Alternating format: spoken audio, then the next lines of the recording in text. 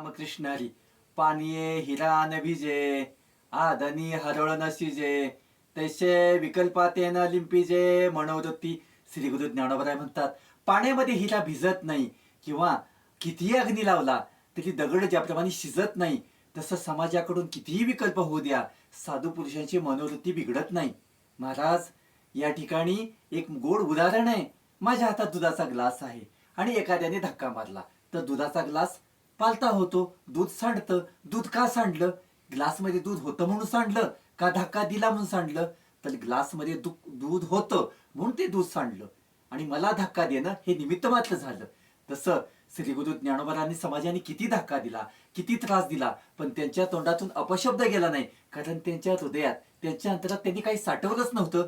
आज आम्हाला थोडासा धक्का बसला की आम्ही लगेच म्हणतो, हा दिसत नाही का?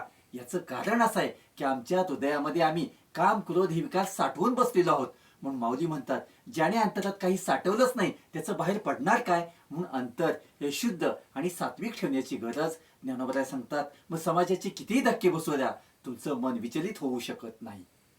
रामकृष्ण हरी.